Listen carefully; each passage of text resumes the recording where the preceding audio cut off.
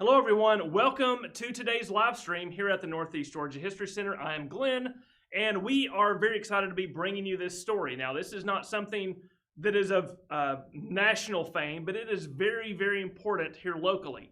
And to paraphrase someone, all history is local, right? Today, we're going to be talking about a lady named Beulah Rucker. I'm going to let her introduce herself to you and tell you a little bit about her life, and then we'll follow that up with another small presentation, sort of in the third person, and we'll take the questions from the audience.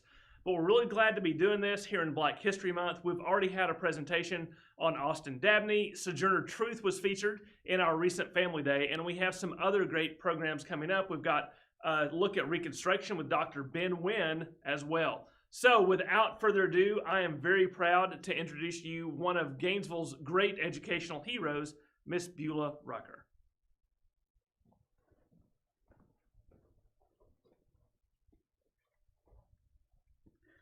Those who are not from the South do not entertain the idea that we endure cold times of the year, just as we endure our much more well-known heat.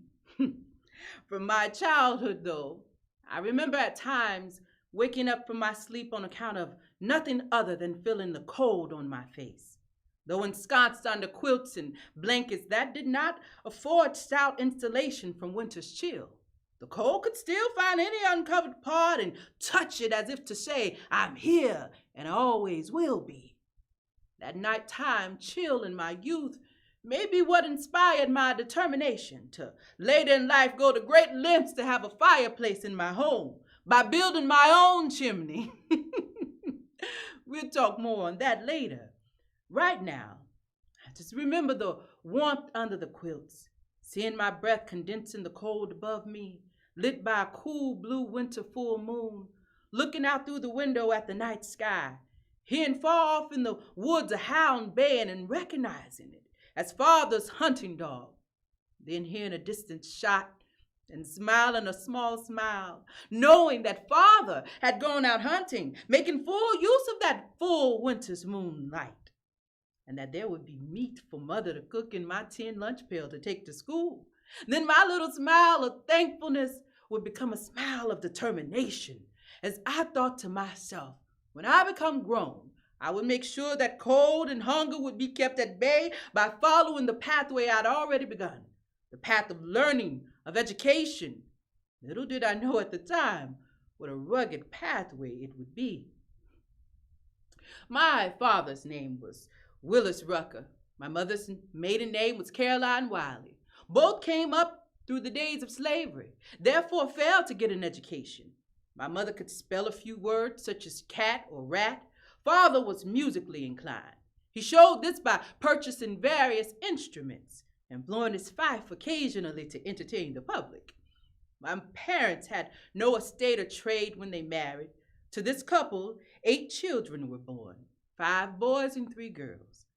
I'm the oldest girl and the 5th of the group. All the children enjoyed the blessing of good health growing up except for a 4th son, who was practically an invalid. His sickness affected the family condition from many angles as long as he lived. At the time of my birth, we lived on a farm in Banks County, Georgia, about 10 or 12 miles north of Commerce, Georgia, which then was called Harmony Grove. Our house was a log cabin with 2 chimneys dabbed with red mud. The walls on the cabin were plastered with newspaper. This made much more comfortable for the family. And looking at the pictures and letters on the plastered walls sparked my interest on trying to learn my ABCs. Though unschooled themselves, our parents seemed to have had a chief purpose, the acquisition of an education for their children. And to ensure this, early risings and late mornings was the motto of our family. Both of my parents were hard-working people, and they reared us accordingly. My father was a sharecropper on the place of Mr. Joe Gunnell, CSC of Banks County. Frequently, father's crops would be meager on account of drought or flood. When the crops failed to produce sustenance, father would seek out other jobs, such as cutting wood or making baskets, until the time came to make another crop. As a sideline, father would burn charcoal and haul it 10 to 12 miles to town and sell it for 4 cents per bushel. And this way he gave extra support to the family.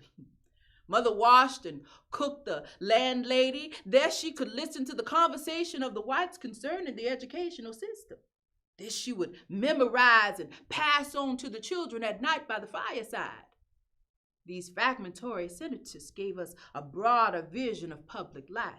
She was also a midwife and nursed the sick over a long period of years. I've seen the time when Mother would wash hard all day for a gallon of syrup or for 50 cents. By these strenuous efforts, our parents could purchase a few extra apparels for us to wear to the 5-month school in the county or buy books for us to use. The first school I attended was in Nails Grove, Banks County, Georgia. Classes were held in a little wooden church located about 4 or 5 miles from my home. I was 5 years of age the first day my parents sent me to school.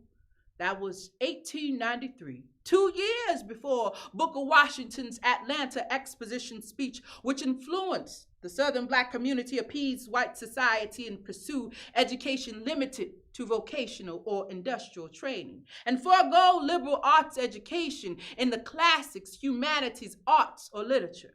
In the years to come, my rejection of that accommodation would lead me to blaze a different path of education for my race. But not then, not at 5 years old. I took to schooling like a duck takes to water. And on returning home that first day, I told my mother I wanted to be a school teacher someday. Even though the instructor was rigid and believed in using the rod freely with naughty children, his strictness did not debar me from the schoolroom, but fired my ambition for study. I do not mean to be egotistic, but of all my goings to school, I didn't ever get a flogging from any of my teachers, nor have a quarrel with any of my schoolmates. I had to take some cruel treatment to make this record. Certainly, the lessons of the schoolroom are a part of me to this day. When I reflect on those early days of my education, it is often the small things that come to mind, such as how fond of the color red I was when I was growing up. I well remember wearing a little red dress to school, which I would wash, dry, and iron at night in order to wear to school the next day.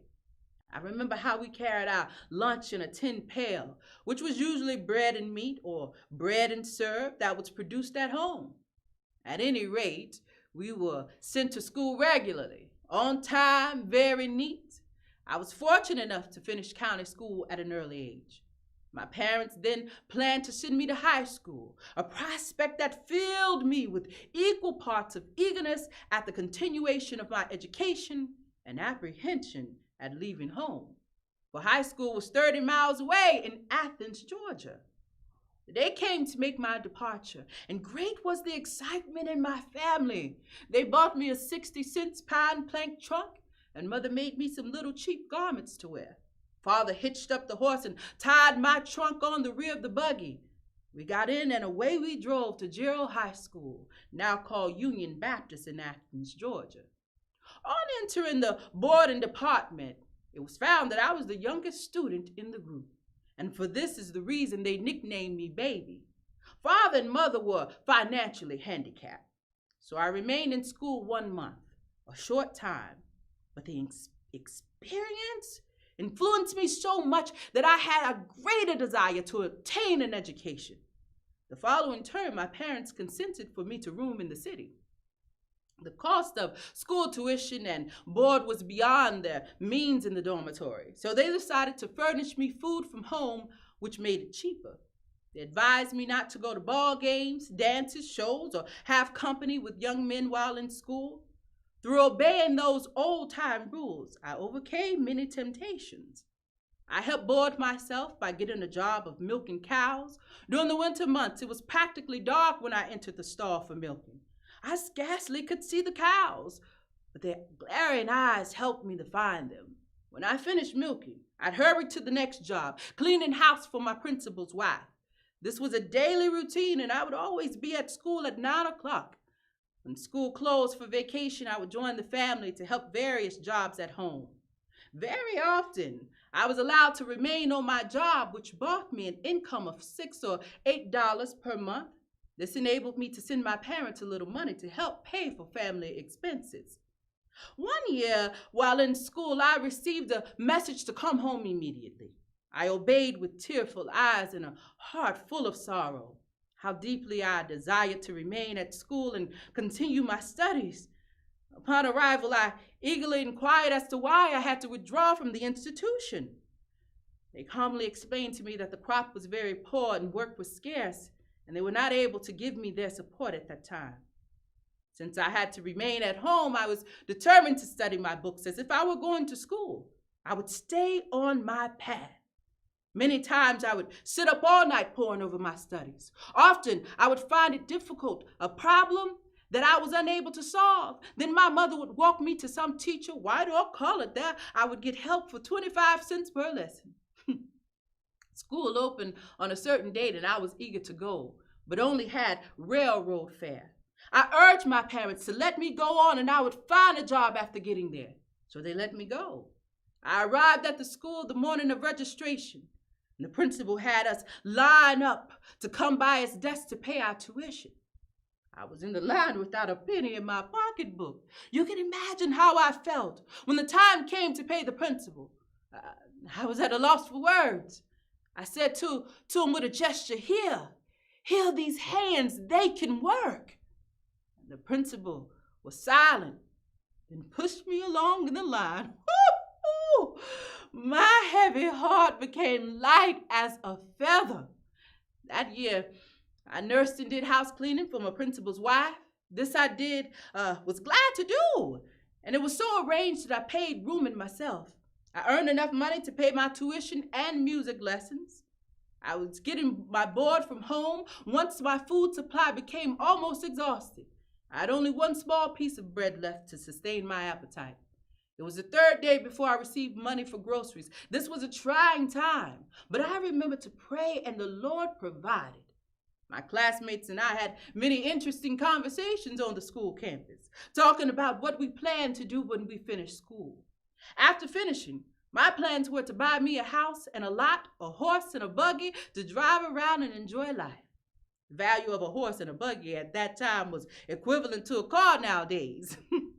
The term of 1908 to 1909 was my senior year, the year I had longed to behold, a year of happiness because I was almost to reach the goal, graduation. But it was also a year of sadness because I began to have dreams of visions that I would have to establish a school for my race. I almost lost my appetite. My landlady began to question me about my melancholy ways. I told her I had to build a school for my people and the Bible must be taught therein. I prayed frequently, and the dreams, visions continued to haunt me.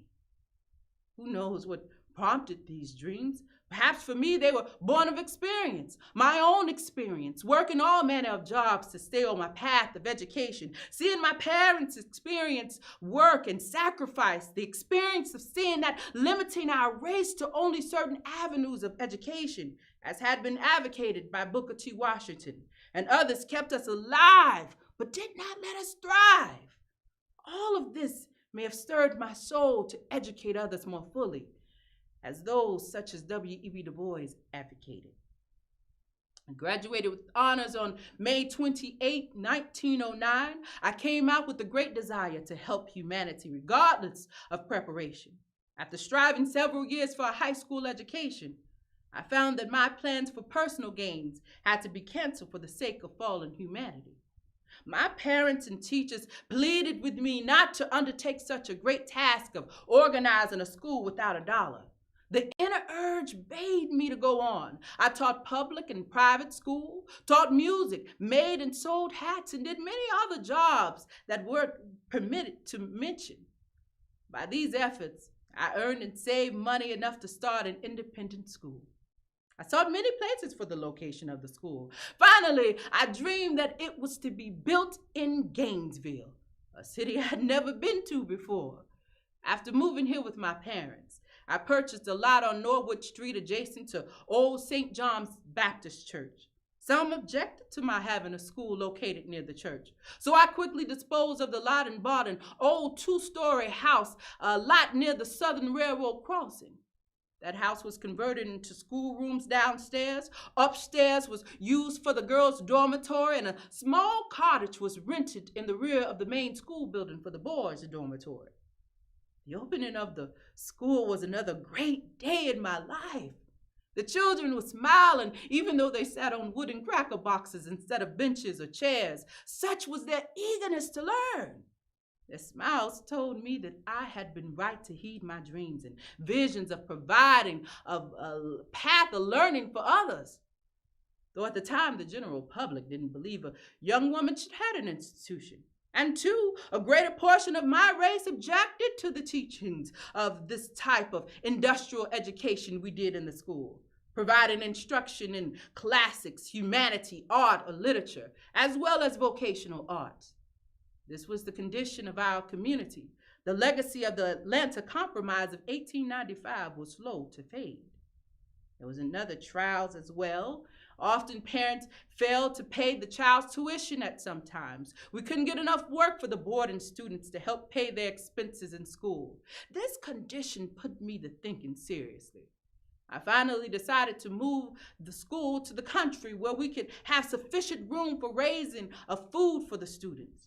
We could have room for playground and school expansion. Though I had worked several years with scarcely any help from the public, this began to change with the plan to move. It was more than a year before I could locate a place, but property down the Gainesville Midland Railroad looked to fit the bill. Walking there, however, I found it to be too much for my pocketbook. I was tired, hungry, and disgusted. I stopped on the railroad track and prayed about 12 o'clock noon. I then contacted the owner and begged him to sell me just 5 acres of ground for the location of our school, and he decided to do so. I rented an old shack from him to have the school in until we could build. Then I moved the school out and began teaching school in that old shack. Another instance of help from the public shows how the Lord will provide in unexpected ways. As we were building the new school, the white owners of the General Longstreet's old Piedmont Hotel were doing extensive renovations. They sold us their old lumber, which helped our finances, and offered up the use of their office and phones as we continued to raise funds for our move. A few months later, I married a minister who worked along with me faithfully until death. We bought an old stable for $17, moved it, and converted it into a little dwelling. Our dwelling was a part of the school during the day and for sleeping purposes at night. Operating the school over the years and through its moves was sometimes a struggle, but the adversity was not without levity. I remember once when the gentleman from the bank came to collect the payment on the property. I'd saved up the amount needed except for a few pennies. He waited while they searched for a few more pennies but failed to find any. I only had 2 or 3 cent stamps and asked him to take them to finish the payment. He took them and we laughed heartily. At the time, we ran a bus to increase our student body. We purchased a T-model bus and ran it independently for about 3 years, improving our school very much. One morning, a young lady student drove the bus too close to the filling station and knocked the top off the bus. The students clamored for life, but no one was hurt. They placed the top on the bus and came on to school. On another occasion, I wanted a fireplace in our house. My husband worked on public jobs and didn't have much time to do the work. Since we were not able to pay a man to build a chimney, I decided to build one myself. So I gathered the stones enough to build it. I would work early in the morning and late at night to keep people from seeing me. At last, the job was finished. It really gave good service. Well, one day I had an exhibit at the county fair, and the sheriff of Jackson County came by and was introducing me to various people. He said, "This is the teacher that built the chimney." I was so surprised to know that anyone saw me while I was building it. We had a big laugh, and I didn't mind, because the chimney was what I wanted to keep warm, as I'd promised myself all those years ago. It has been a long pathway that I followed for my community. Perhaps a rugged pathway at times. But I tell you truthfully, I cherish our success more dearly for it. And where are we now in the path? Our high school has been transferred to the city, leaving us with 8th grade day school. This institution operates an independent high school at night for those who are able to attend the day school, who are unable to. Also, the Veterans Administration directs a full-time veterans high school at night, the first in the state to offer our veterans of color a place to pursue higher education under the GI Bill. Over the years, many students have finished here and gone into the world helping others to raise the scales of civilization. This school exists especially for those of very limited means. It is not operated for gains, but provides for those who would have no other chance for an education. It helps those who help themselves, educating and building character and developing good citizenship. I venture to say the best part of my life has been spent in trying to establish our school here in Gainesville, Georgia, and in securing finances for the support of this institution. Therefore, I've had to sacrifice time both day and night to light a torch of instruction, which I hope will call to the public to see the purpose of this much-needed institution for my race. Many requests have been made among both white and colored for me to tell the story dealing with the incidents of my life and work. I'm thankful to the various parties for making this request, and I thank you for listening to my simple attempt.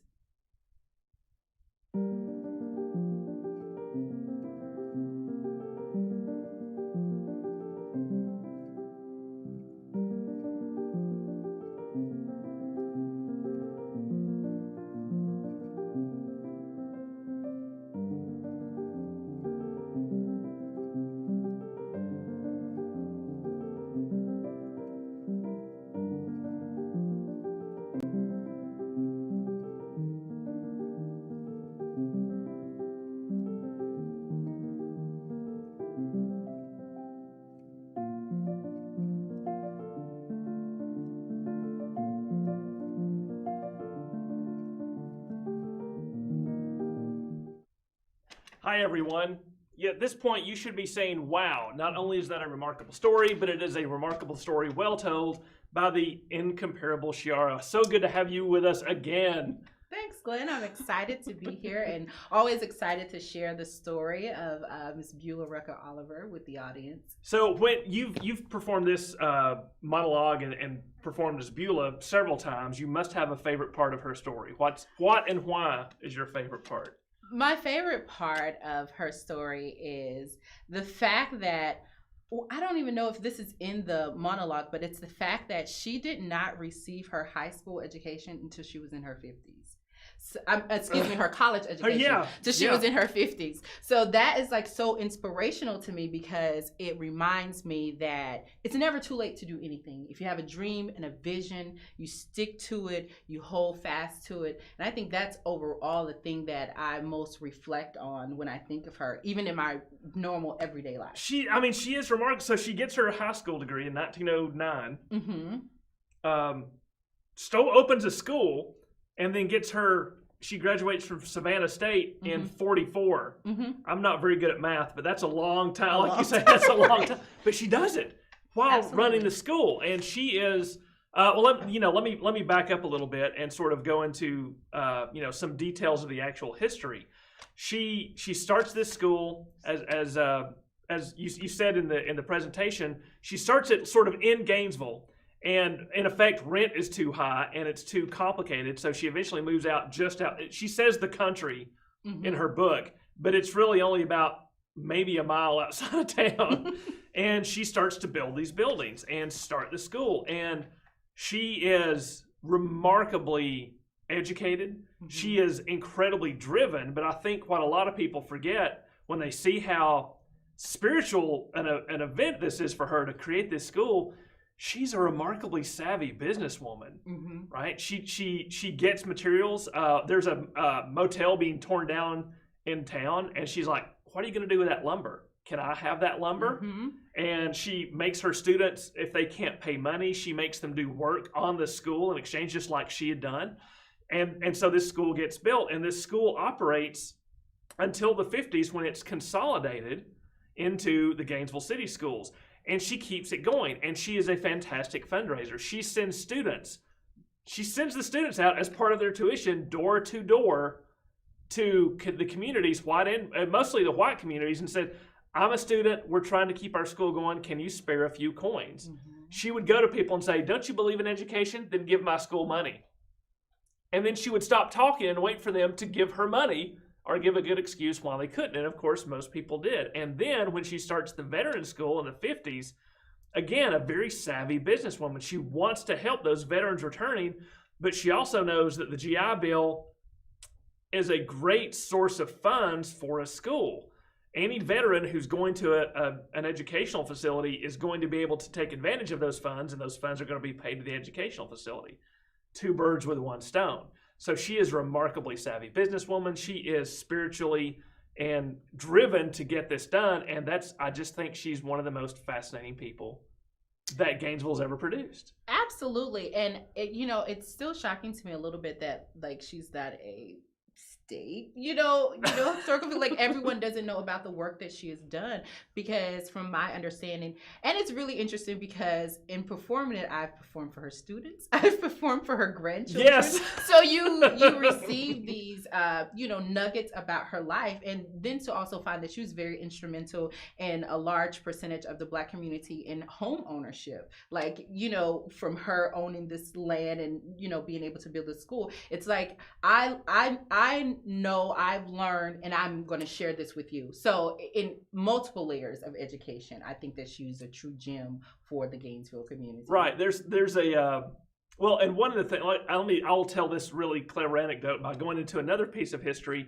About 6 years ago, they named the intersection there in front of the site for her school after her. So it's the Beulah Rucker Oliver intersection, which is fantastic. We may even have a picture of the dedication for that. Yes, where the children and the grandchildren and the great-grandchildren are there having that named.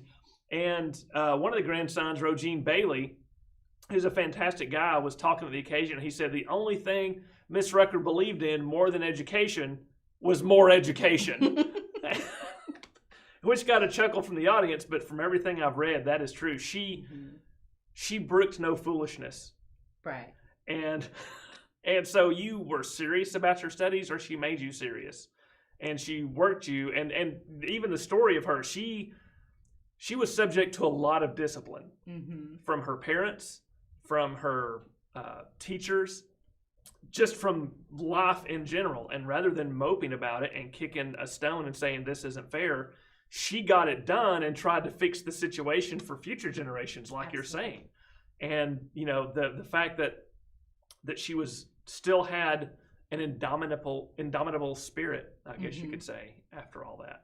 So you'd never heard of Miss Rucker until we kind of pulled you in to give this. Not. But you're right. She needs to be famous. Why do you think, you personally, having sort of lived this character, why is it important that everyone know about her? I mean, we've talked a little bit about it, but why do you think we need to just shake people by the shoulders and say, listen to this story? I think it lies in her tenacity, right? Like, she could have easily given up. She could have easily gotten her education and moved north and, gotten her buggy. Right, got her buggy, drove around town living life like she, wanted to. But something inside of her, she had a calling that she adhered to. And I think that many of us have callings in our lives, and we choose to ignore or choose to take a longer route. But I think her story is one that shows you that if you stay committed to what your purpose and your calling is, a way will be made for you. And so that's the, one of the most inspirational parts of her story is just staying steadfast to your dreams, staying steadfast to what it is you're called to do. Right. And that legacy lives on. As I said, not only have they named an intersection, which, is a cool thing, but right there, the grandchildren, I should say, specifically have kept the grounds of the school alive. There is a museum there. Yes. I think we've also got a picture of I think the only inhabitable remaining building there on the site, which was one of the schoolhouses. Yeah, so there are two basic structures. One is an educational facility, which is this one that they've built, and there's another one that's an old house there, and they've created the Beulah Rucker Museum, and they're keeping that alive as a museum. You should check it out. It's BeulahRuckerMuseum.org. So I'm sure Libba can put that in the chat.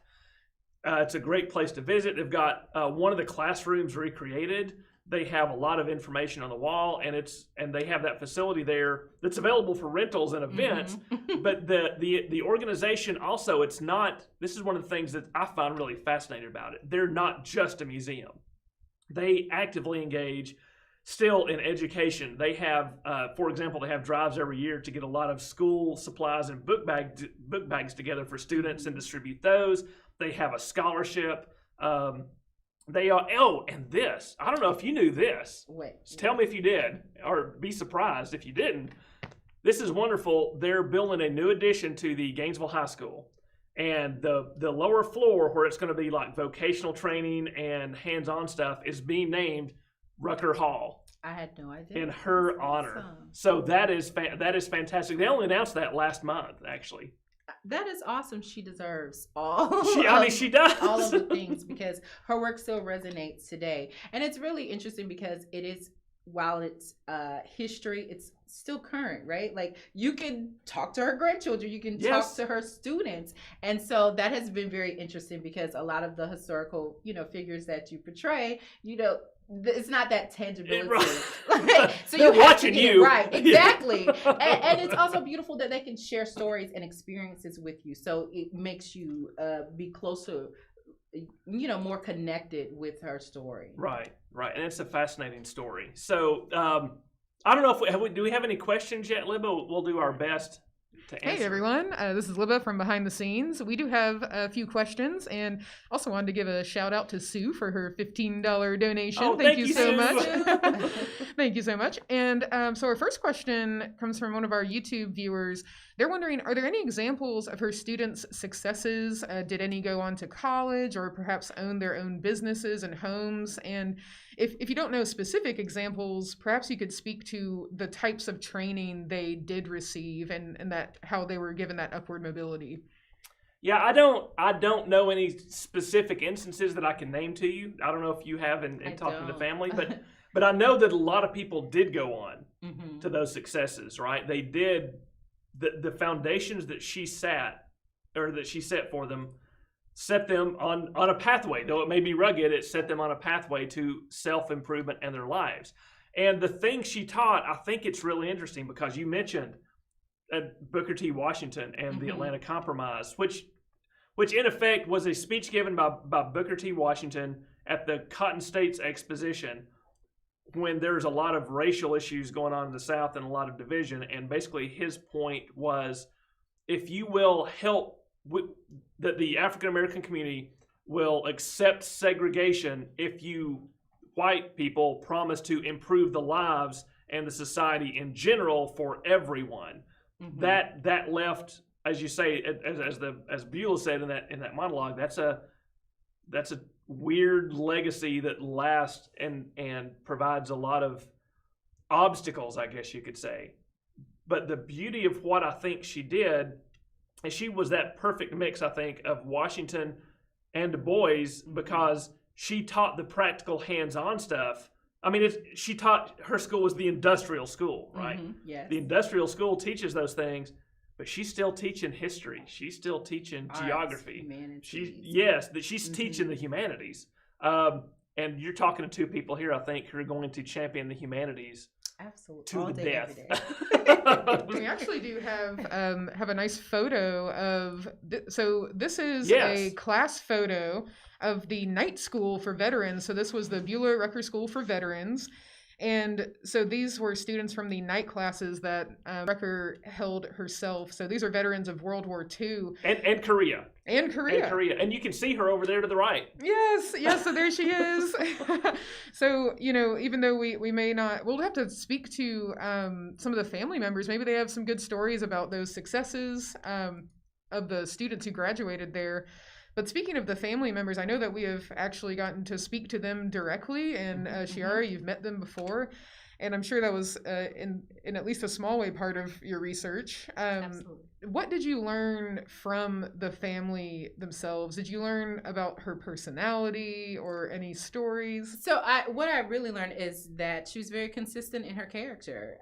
When you mentioned that Mr. Bailey said the only thing she believed in education was more education, that's what I've heard over and over again. Like, she was a huge disciplinarian, and that she meant business about education and being able to help yourself to move yourself along, and also mentioning when you talk about the veterans, like, just to point back to the fact that it was she offered the first opportunity for those soldiers for those veterans to utilize their GI Bill. So I think that's important to really recognize it. Another reason why she should be taught, especially all throughout the state of Georgia. Right, and see, that's a very good point, and not to belabor the nuance, but we all think, when we think of the GI Bill, we think of it sending soldiers to college after the war, right?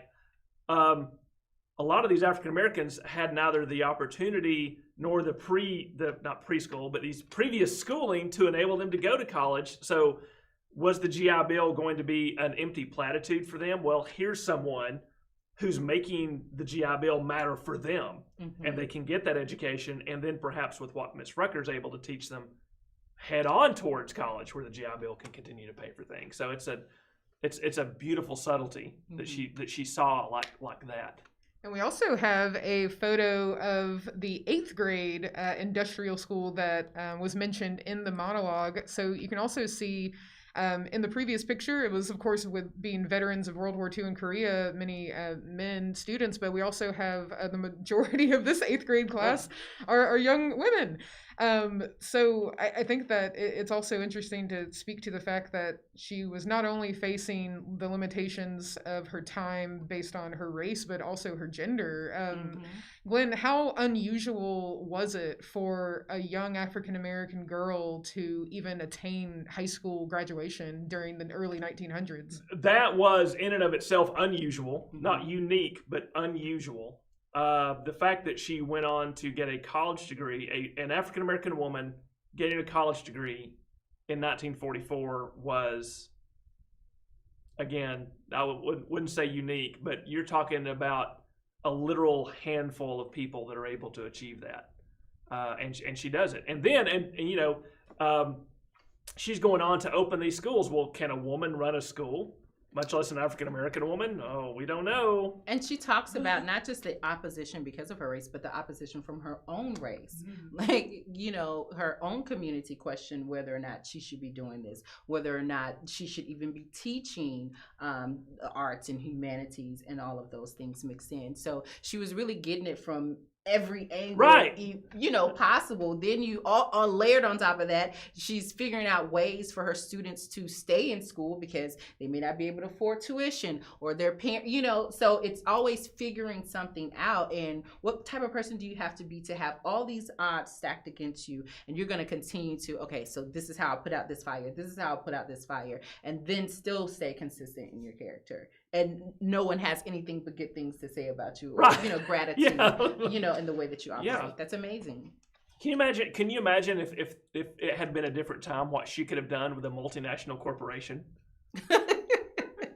She would have taken over. She would have taken over. I just think about just the fact that she got up before in the darkness to milk cows so she can make money. Like, you can't even see. And we, we get up and we go to school.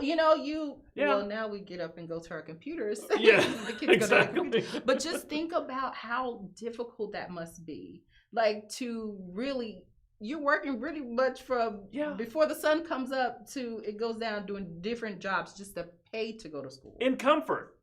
I mean, we take this for granted. We wake up in a house that's usually heated with running water. Mhm. It's got a roof, with insulated windows and doors, and she didn't have that. She's sleeping under quilts. That's the heat, Mhm. and she's milking cows in freezing weather, and then going to school, then putting up fireplaces, then teaching kids, And being the youngest one in her class, usually Yes. to do so. So that's amazing in itself. Like, you're the youngest person, you're working the hardest. And the in her book Rugged Pathway, she talks about when she did get up to the top of the class and graduate so early, all of her classmates were sort of, they were looking askance at her like, who do you think you are trying so hard, making us look bad? Well, do better, I think she would say. Do better. Well, it looks like we don't have any more questions, but I did want to thank Dale for their $25 donation. Oh, wow, thank you, Dale. Also said, Ooh, great yay. show. So I believe that wraps up our questions. I guess my last question is, based on the fact that you are an educator, you're also a poet and a performer and artist, based on, what you've learned about Beulah Rucker as a teacher, as an educator, what do you think she would hope for the future, for this moment that we're living in?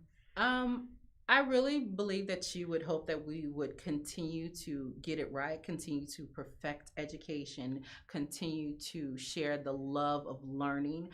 We're at a space now where I believe that we're preparing students to be global citizens and lifelong learners. And I think that her work just set the tone for that to be so. Awesome. Thank you. So, thank you for being with us. Absolutely. Tell everyone where they can learn more and see more Chiara. Oh, learn and see more about Chiara. You can visit my website at Chiara Speaks, CHIARA Speaks.com. I'm also on Instagram and Facebook at Chiara Speaks as well. Yay. So yeah, go check that out. Follow us on Facebook to keep up with our events and all those things. Thank all of you who have donated to the cause today. Thank all of you who are members that support great programs like this. If you are not a member, there will be a link in the chat where you can click on that and be one. So without further ado, again, thank you, Chiara, for being with us. Thank you for having me. It has been a great time here. Thank you for tuning in. And until we see you next time, please stay safe and take care.